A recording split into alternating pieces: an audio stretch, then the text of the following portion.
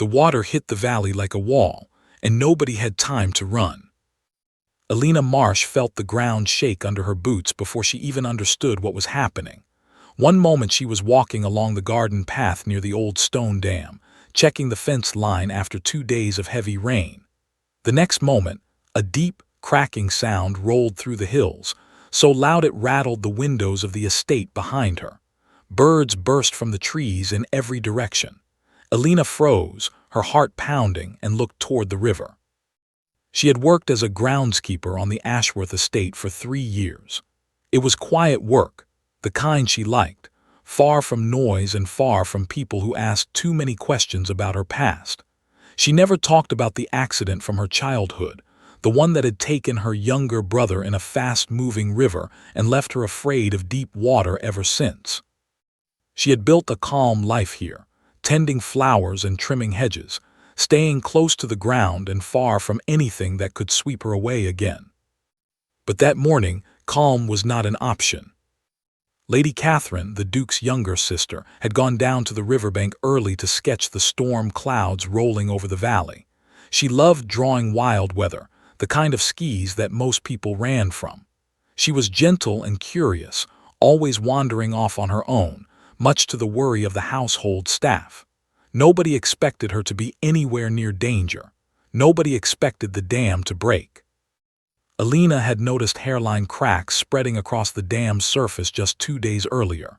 She had reported it right away, walking all the way to the estate manager's office to explain what she saw.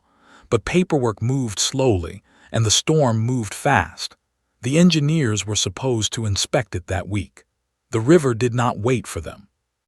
Now standing frozen on the path, Alina saw the wall of water in the distance, brown and violent, rushing down the valley faster than any person could run.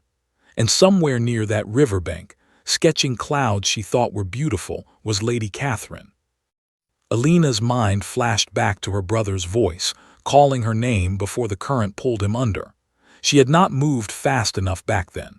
She had been too young, too scared, too far away to reach him in time. That memory had followed her for years, quiet but always present, shaping every choice she made to stay near solid ground. But there was no time to be afraid now. She turned and ran toward the river, her boots slipping on wet grass, her breath coming fast and sharp. She could hear shouting behind her, estate workers spilling out of the buildings, pointing at the water, calling for help. None of them were close enough. None of them could reach the riverbank before the flood did. Only Alina was already running that way, straight toward the one place her fear had always told her to avoid, because somewhere out there, a woman she barely knew was about to be caught in the same kind of water that had taken everything from her once before. The flood reached the riverbank before Alina did, and what she saw next made her stomach turn cold. Lady Catherine had been standing near a cluster of trees, notebook in hand, completely unaware of the wall of water rushing toward her until it was almost too late. She turned at the sound of the roar, her eyes wide with shock, and tried to run. But the ground beneath her had already turned to mud, and the current caught her legs before she could take more than a few steps. She was pulled sideways, spun once, and slammed against a fallen tree trunk that had wedged itself between 2 large rocks. Her leg twisted beneath a heavy branch, trapping her in place as the water rose around her waist and kept climbing. She grabbed onto the trunk with both hands, gasping, trying to keep her head above the surface as the current pulled and pushed against her body. Alina reached the top of the riverbank just in time to see this happen. For one long second she could not move. The sight of a person trapped in rising water brought back every memory she had spent years trying to bury. Her hands shook. Her breath caught in her throat. Her legs felt heavy, as if the ground itself was holding her back. But then she heard Catherine call out, her voice thin and desperate over the roar of the water, and something inside Alina shifted. This was not the past. This was now. And now someone needed her. She kicked off her boots, took a breath, and stepped into the flood. The cold hit her first, sharp and immediate, stealing the air from her lungs. The current was stronger than anything she had ever felt, pulling at her legs, trying to knock her off balance with every step. She pushed forward anyway, using a low fence post to steady herself, fighting against the pull of the water with everything she had. Behind her, more people had gathered on the bank, shouting warnings, calling for rope, for help, for anything that might make the rescue easier. But nothing arrived fast enough. It was only Alina in the water, moving step by step toward the fallen tree where Catherine was trapped, the flood rising higher with every passing second. She reached the tree trunk and grabbed onto it beside Catherine, steadying herself against the rough bark. Up close, she could see the fear in the other woman's eyes, the same fear Alina remembered from her own childhood, the fear of water that refuses to let go. "I'm here," Alina said, her voice firm despite the storm around them. "I'm not leaving without you." Catherine's leg was pinned tightly beneath the branch, and the water kept rising, inch by inch, each wave a little higher than the last. Alina knew she had only minutes before the current became too strong for either of them to fight. She took a breath, ducked beneath the surface, and reached for the branch trapping Catherine's leg, determined to free her before the flood could take anything else away. Underwater, the world went silent except for the pounding of Alina's own heartbeat. She wrapped both hands around the branch trapping Catherine's leg and pulled with all her strength, but it did not move.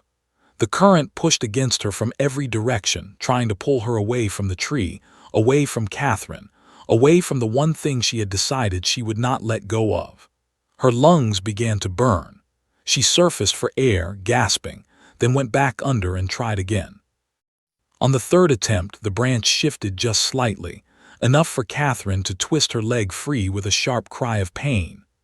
Alina grabbed her arm and pulled her upward, both of them breaking the surface together, coughing and gasping in the cold, moving water. There was no time to rest. The current was getting stronger, and a second wave of water was building somewhere upstream, visible even through the gray sheets of rain. Alina could hear it coming, a low rumble beneath the roar of the flood already around them. "We have to move now," she said, pulling Catherine's arm over her shoulder. "Hold on to me."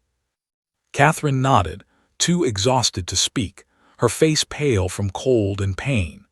Together they began moving toward the shallow part of the riverbank, using the submerged fence line as a guide, one post at a time. Alina's arms shook with effort, her body fighting against a current that seemed determined to pull them both back toward deeper water.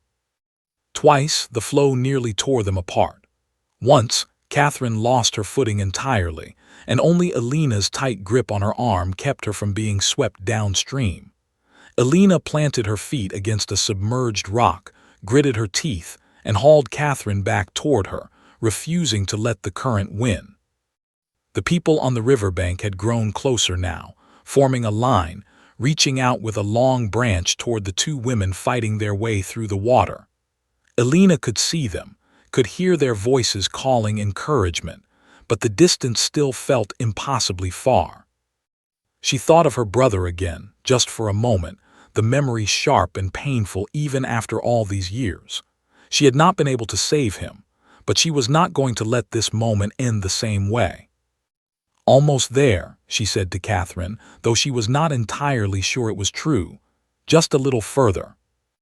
The second wave of water arrived just as they reached the fence line's final post, a fresh surge crashing behind them with a force that pushed them both forward instead of back. Alina used the momentum, kicking hard, pulling Catherine along until her feet finally touched solid ground beneath the shallow water near the bank. Hands reached down and grabbed both women, pulling them up onto dry land as the flood roared past just behind them, close enough to feel its cold spray, but no longer close enough to pull them back under. Alina collapsed onto the grass, her chest heaving, Catherine beside her, both of them alive, both of them shaking from cold and from everything that had just happened in those few terrifying minutes by the river. News of the rescue spread through the estate before Alina had even caught her breath. She was wrapped in warm blankets and carried inside, along with Catherine, both women shivering but alive. A doctor was called immediately, and within the hour both had been checked for injuries. Catherine's leg was bruised and swollen but not broken, a small mercy considering everything that had happened. Alina had scrapes along her arms and a deep tiredness that seemed to reach into her bones, but nothing that would not heal with rest. The Duke arrived home that evening to find his household in chaos, workers still talking about the flood, about the broken dam, and about the groundskeeper who had run into the water without a second thought. When he heard the full story, he went straight to the room where Alina was resting, still wrapped in blankets, staring quietly at the fire. He did not know what to say at first. His sister was alive because of a woman he had barely spoken to in 3 years of her working on his land. He thanked her simply, honestly, his voice thick with emotion he did not try to hide. Alina, unused to this kind of attention, only nodded and said she was glad Catherine was safe. In the days that followed, the estate buzzed with questions about the dam. An investigation was launched, and it was discovered that the warning Alina had given days earlier had been ignored due to slow paperwork and a lack of urgency. The Duke was furious when he learned this, and he made sure changes were put in place immediately, both to repair the damage and to make certain that future warnings would never be dismissed again.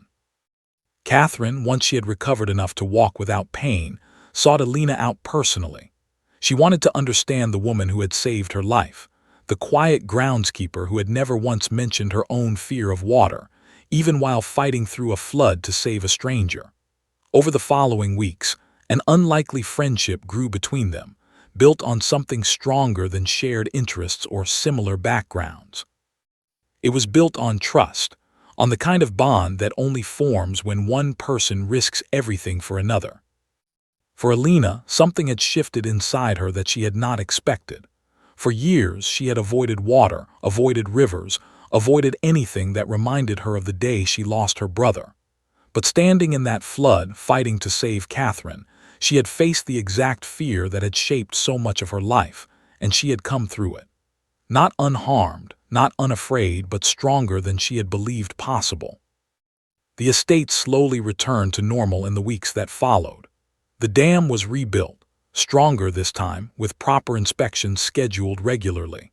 But something had changed permanently in that valley, something beyond the stone and concrete. A woman who once stayed quiet and hidden had shown, in a single desperate moment, the kind of courage that changes how people see each other and how a person can finally see themselves.